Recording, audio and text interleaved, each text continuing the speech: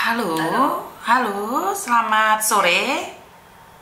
selamat sore Bu Yuni. Inje, Bisa salam mendengar kenal. suara saya? Bisa mendengar dengan sangat jelas, Ibu. Oke, Senang, gimana Bu Yuni? senang berkenalan dengan Anda walaupun hanya lewat suara saat ini. Senang juga berkenalan dengan Bu Yuni. Bu Yuni ini posisinya di mana? Saya ada di Hong Kong, Ibu. Oh, dari Hong Kong. Nggih, Ya. nggih, nggih. Gimana Bu Yuni?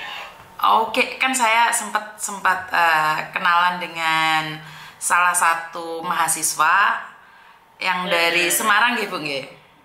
Ya, dari Universitas Katolik Sedio Pranoto Semarang. Ya. Inje, inje, dan Gimana? dia kan di Fakultas Psikologi ya, Bu, ya. Psikologi. Nah, inje, nah kebetulan kan saya ini uh, bukan siapa-siapa kok saya, tapi banyak sekali ingin berbicara dengan orang-orang yang mengerti tentang psikologi, Bu. Soalnya kan saya Iya. saya tidak bekerja, Ibu. Saya seorang influencer, saya YouTuber, dan kebetulan berkecimpung dengan banyak orang yang saya rasa ini tentang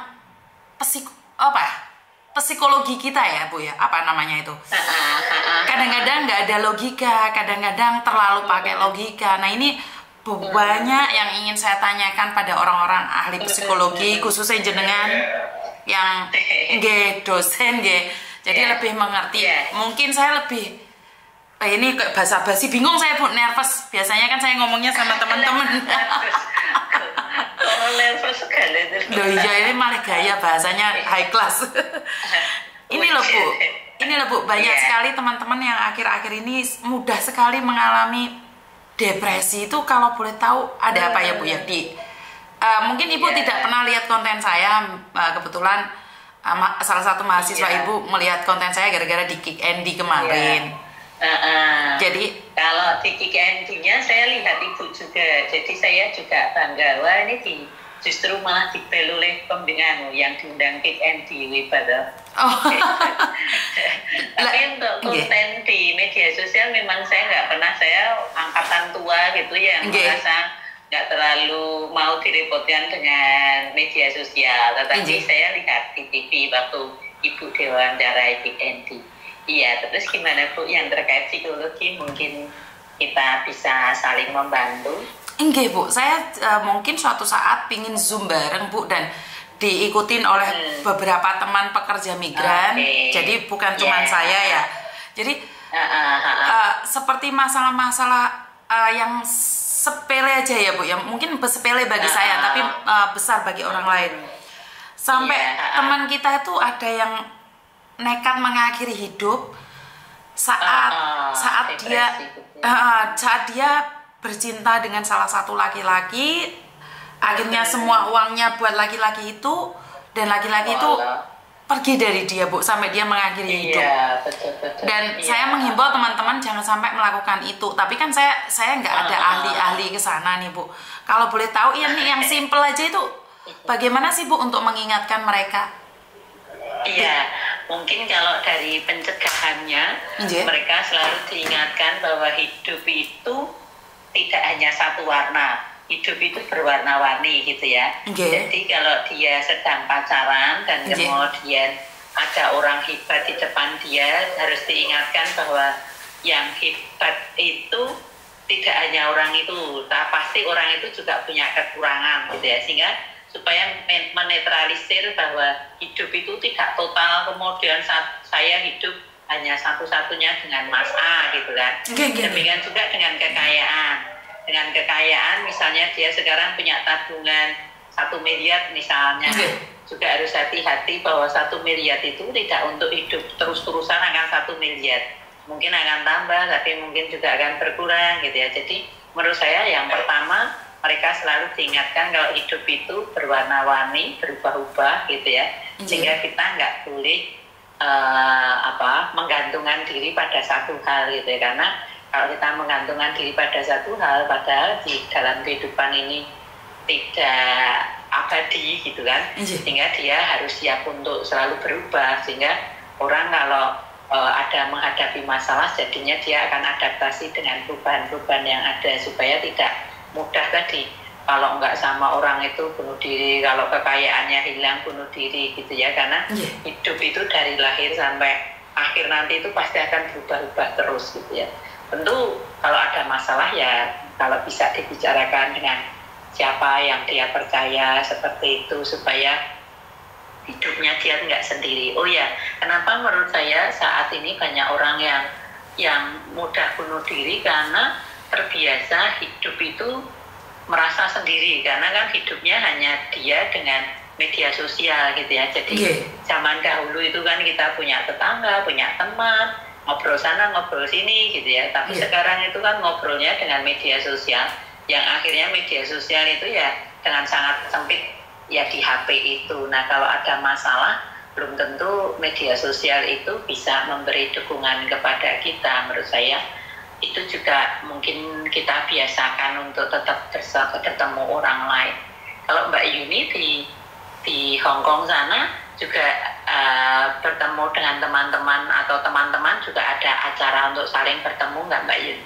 Kalau saya pribadi, saya sengaja Ibu menyediakan tempat buat teman-teman. Jadi termasuk rumah saya sendiri, saya sediakan buat teman-teman yang punya masalah. Terus bagus. Iya. Terus setiap minggu itu ada satu tempat yang khusus buat mereka saling bertemu dengan teman, bercanda. Bagus ya. Karena itu kan namanya jaringan sosial ya, jadinya kalau ada apa-apa harapannya itu bisa saling cerita, bisa saling tertawa gitu ya. Walaupun kadang-kadang dari kumpul-kumpul itu justru timbul masalah karena kan terus cemburu, kemudian sakit hati.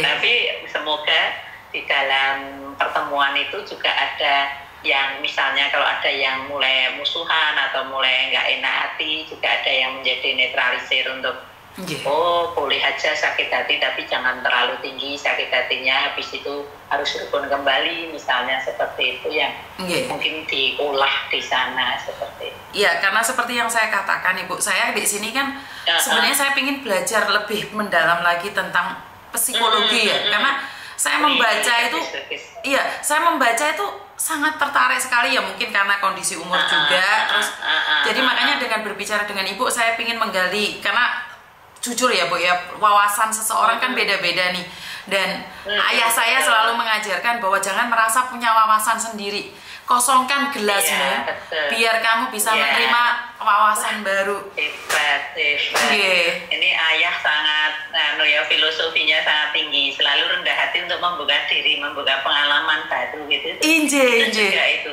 sesuatu yang sangat baik untuk diri, serta luaskan ke teman-teman bahwa jangan merasa sudah lebih dari yang lain dan tidak mau menerima masukan dari orang lain gitu. Itu sesuatu yang sangat. Iya, karena dulu kan saya waktu masih muda atau masih kecil tuh merasa segalanya saya miliki, segalanya saya punya. Jadi saya merasa tidak butuh orang, tapi ayah saya selalu mengingatkan dalam versi dia adalah bagaimana kamu bisa menerima air yang suci sementara gelasmu sudah penuh. Iya betul, bagus banget ya. Jadi karena itulah saya selalu bercerita sama teman-teman bahwa jangan merasa diri sendiri itu sudah pinter, sudah pengalaman 20 tahun, itu tidak menjanjikan. Iya, bagus. Makanya, maksud saya kalau memang kita mau belajar bersama, saya mengatakan belajar bersama karena kami pun juga masih terus belajar ya. Kami kan nggak pernah berpengalaman bagaimana merasakan hidup pikuknya Hong Kong sana, demikian juga teman-teman tenaga migran ini bekerja di sana. Nah kalau memang suatu hari kumpul-kumpul kemudian ada pembicara tentang apa, kan saya punya banyak teman, nah nanti yang diminta yang seperti apa saya tawarkan juga ke teman-teman. Siap Ibu. Hong Kong sama Semarang selisih berapa jam ya Mbak ya? 1 jam Ibu. Oh 1 jam, lebih dulu Hong Kong. Lebih dulu Hong Kong jam 4, Semarang jam 3 gitu ya? Inje. Jadi seperti waktu Indonesia bagian tengah ya berarti ya? Sama Bali Bu, kayak Bali gitu. Oh ya, Bali, seperti Bali. Nah gimana kalau direncanakan kira-kira kapan mau ngobrol-ngobrol kapan dengan Mbak Yuni dan teman-teman, bisa bersama tapi bisa juga Zoom dulu saya dengan Mbak Yuni untuk memperjelas apa kira-kira yang akan dibahas, juga nggak apa-apa. Siap Ibu, siap Ibu. Kalau pagi Bu, biasanya saya live itu pagi jam 10 nyambut teman-teman. Berarti Indonesia masih jam 9. Atau terlalu pagi? Atau terlalu pagi untuk jam 9? Enggak terlalu pagi. Cuma kalau jam 9 Senin sampai Jumat kami semua kan ngajar. Kami semua banyak kegiatan. Kemungkinan kalau jam 9 pagi ya bisanya Sabtu atau Minggu. Oh, siap. Supaya nanti Sabtu. Kan, Nggih pun Sabtu. Nggih, karena hari Minggu saya memilih untuk mengosongkan diri.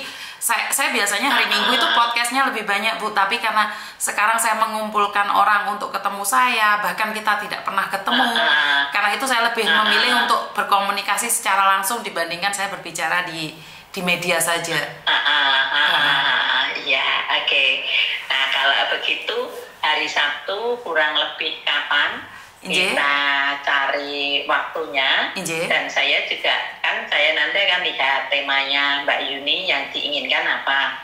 Tidak semua tema saya yang akan bisa maju, karena kan saya juga punya kelemahan, atau juga saya melihat teman saya lebih punya cocok untuk bicara tentang hal itu. Nah, mungkin Mbak Yuni bisa merenungkan atau ngomong-ngomong dengan teman-teman, mereka ingin bicara tentang apa dan sebagainya. Contohnya itu kesehatan mental mungkin Ibu. Saya memilih untuk kesehatan mental ya. Saat jauh dari keluarga Ibu. Mungkin itu bahasanya. Kesehatan mental. Betul. Iya, justru yang sisi positif ya, kesehatan mental ya. Bukan perkara depresinya ya, tapi supaya orang menjadi lebih sehat mentalnya. Betul. Nah, untuk hal seperti itu, apakah Mbak Yuni bisa memberi penjelasan? Kira-kira latar belakang mereka, misalnya pendidikannya apa saja, kemudian dari mana saja, itu maksudnya di Indonesia itu mereka dari daerah mana saja, supaya kami bisa memperkirakan. Oke. Jadi bicara dengan gimana? Jadi kalau background nih Bu, pastinya pendidikan juga ada dua versi ya Ibu ya. Yang versi pertama adalah orang yang dari kampung, kolot dengan pendidikan yang kurang, dengan ekonomi yang kurang, mereka bekerja ke luar negeri dengan niat untuk memperbaiki kehidupan keluarga. Oke, dari versi yang kedua adalah orang-orang yang sudah berpendidikan, karena tidak adanya pekerjaan di Indonesia, maka mereka memilih untuk keluar negeri. Ini dua-duanya punya efek samping yang berbeda ya Bu ya. Dari keluarga yang kurang mampu itu mereka kerja giat, akhirnya sukses. Tapi ada yang karena tidak kurangnya pendidikan atau kurangnya informasi atau apapun, mereka gagal. Begitu juga dengan orang yang pendidikan tinggi, itu ada dua versi juga. Yang satu karena merasa di Indonesia kaya pendidikan tinggi, makanya di Hong Kong merasa tidak ingin bekerja, malah mereka menjadi orang yang jadi sindikat gitu loh Bu, menipu teman-temannya, utang bank. Jadi ada yang seperti itu. Jadi ada yang bagus juga. Jadi saya tidak berbicara tentang kejelekan aja ya. Jadi ada yang bagus dan kurang bagus. Jadi pendidikan ada dua, ada yang menengah ke atas dan ada yang menengah ke bawah. Begitu juga dengan background.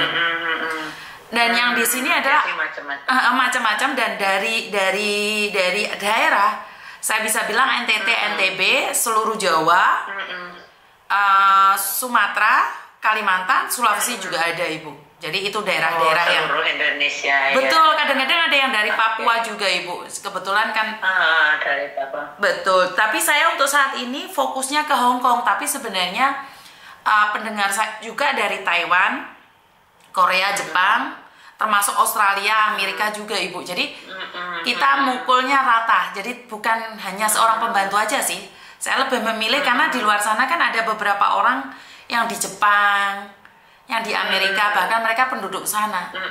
Tapi kan mereka berbicara selalu mulai mudah terpengaruh dan membenci tanpa alasan itu loh Bu. Makanya saya katakan kesehatan mentalnya terganggu karena rasa kebencian.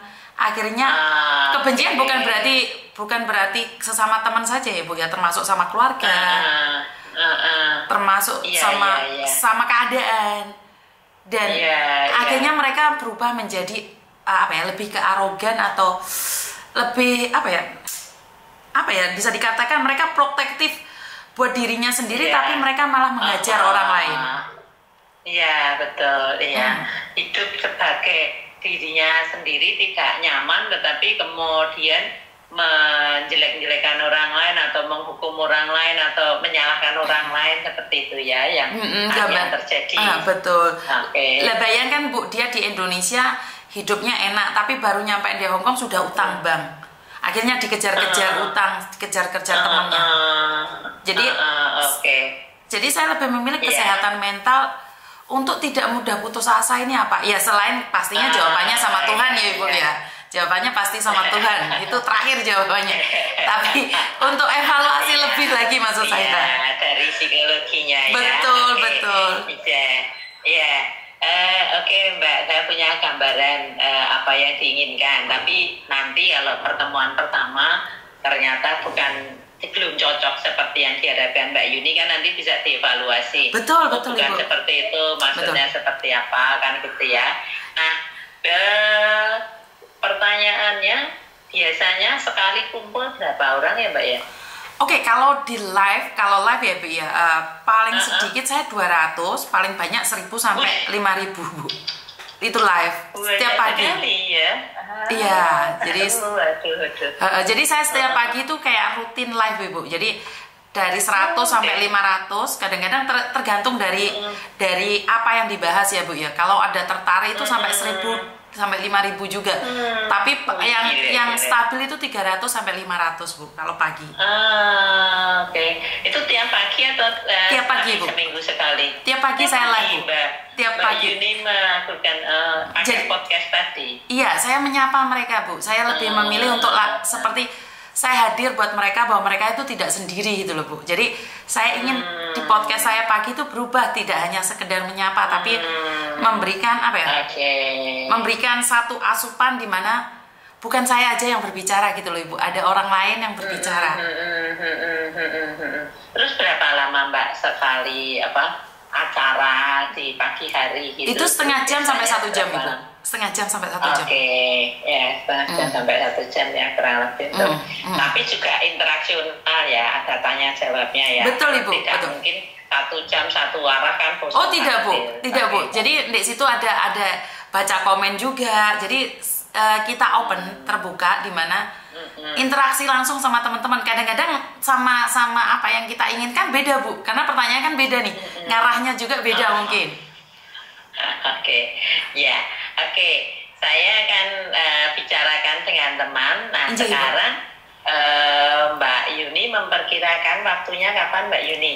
Kalau bisa jangan minggu ini supaya nggak mendadak. Jadi misalnya Sabtu minggu depan atau gimana gitu. Dan kira-kira menurut saya memang paling cocok hari Sabtu jam 9 gitu ya, paling cocok untuk memulai ya, perkara besok ada evaluasi ke depannya gimana nggak apa-apa, tapi untuk sekarang dimulai Sabtu, tapi jangan Sabtu minggu ini karena kan mendadak. Betul. Misalnya ini kan tanggal 17, jadi misalnya mulai tanggal 28 atau November, awal November itu berarti tanggal 4 misalnya, ini hanya misalnya aja. Kira-kira Mbak Yuni merencanakan kapan? Saya juga akan tanya kepada teman-teman. Ini kan menarik, tapi kalau bagi saya ada orang yang lebih cocok pasti akan lebih menarik lagi kan gitu ya. Jadi kesehatan mental ya. Kesehatan mental buat pekerja ya, seseorang yang jauh dari keluarga itu aja Bu sebenarnya. Jauh dari keluarga. Kesehatan para pekerja migran Bu ya. Saya lebih memilih seperti itu. Ya, kesehatan mental. Nggak apa-apa Mbak. Nah, nanti waktunya kapan? Silahkan Mbak Yuni mempertimbangkan dulu. Nanti kita kontak-kontak WA-an ya. Siap. Kapan waktunya dan kemudian kita pastikan ya. Matur Mbak Nuwun. Ya, kalau saya dengan Zoom itu biasa, tetapi kalau dengan podcast saya belum terbiasa Mbak. Maklum ini saya umurnya sudah tidak mengikuti zaman. Mungkin orang lain seumur saya masih mengikuti zaman, tapi saya pakai Zoom kok Ibu. Gitu. Pakai Zoom kok. Sayanya biasanya pakai Zoom. Pakai Zoom juga ya. Mudah juga ya. Tapi teman-teman di sini juga banyak yang familiar dengan podcast anak-anak muda, dosen-dosen mudanya. Jadi lebih mudah mana monggo nanti. Ya, Ya. Matur nembah nuwun Ibu. menyiapkan kira-kira kapannya ya Mbak Yuni ya, nanti kita awi-awianan ya. Siap matur nuwun Mbak Yuni. Injih, Tuhan memberkati. Wow, terima kasih sekali. Salah satu dosen Fakultas Psikologi dari Semarang mau membuka diri. Ini berkat Tuhan sangat dahsyat sekali, di luar dugaan, dimana dengan izin Tuhan tidak ada yang tidak mungkin dalam hidup ini. Dengan izin Tuhan juga, apa yang selama ini kita rasa tidak mungkin itu menjadi mungkin. Karena selama ini saya ingin berbicara psikologi dengan dosennya langsung atau dengan orang-orangnya langsung yang lebih tahu. Dan hari ini Tuhan utus Bu Cici untuk berbicara dengan saya. Ini suatu hal yang sangat dahsyat sekali bagi saya. Bagi saya pribadi ini sesuatu yang sangat indah Tuhan. Saya bisa belajar banyak lagi tentang psikologi yang selama ini ilmu yang paling saya suka. Jadi ilmu psikologi, ilmu yang paling saya suka, tapi belum sempat saya pelajari. Dan ayah saya selalu berpesan, kosongkan gelasmu agar kamu bisa menerima wawasan baru. Bagaimana kamu bisa menerima informasi lebih baik lagi jika kamu sudah merasa gelasmu sudah penuh. Jadi buat teman-teman, terima kasih. Kurang lebihnya saya minta maaf. Wassalamualaikum warahmatullahi wabarakatuh. Berkat Tuhan mengalir atas hidup kita semua. Semoga semua makhluk hidup bahagia dan terima kasih.